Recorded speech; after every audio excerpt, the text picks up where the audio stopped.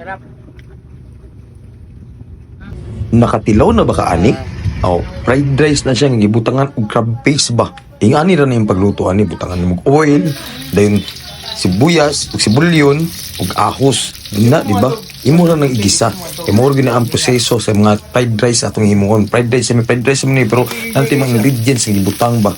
Kaning katon nato nga atong gibutang karon mo siya atong iproseso.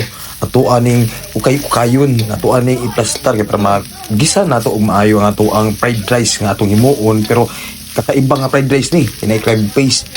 Ang crab paste mo na ni daghan kayo ng butang para lami yung kay siya. Muyelo siya, nga na mo na ako pagbutangan na ako ng crab paste nga ako ang iwan no, then ang itlog nga akong gisunod. Crab paste ug itlog, lami kay siya. Uy, grabe ko makatilaw ka ang imong laway. Tulo sa pikas, ninapod sa pikas na pud. Ingani ang pagkaluto, ako nang igisa. Maayo ka uban ang crab paste ug ang itlog. Hantod sa mo color na siya ug maglain man na yung color niya taud-taud hantod sa imuhang kuno gisa. Ingani na siya moabot ang color niya.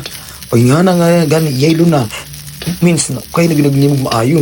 Sige lang yung kag-ukay-ukay ana kay hantod sa dili masunog yun ang imuhang crab paste nga fried rice ni mutangan nimo og mga seasoning. Gani ako gibutangan gyud ako special mo guni para sa ko ang mami. Gibutangan gyud ako nag corn beef.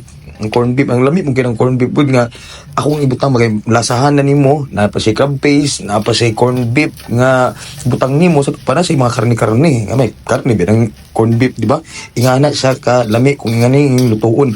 Kay lutuunan, sulayan na ninyo, di ba kay ingon jud mo og lami kayo. Plastar jud kay ni siya baski kanina inyong lutuon.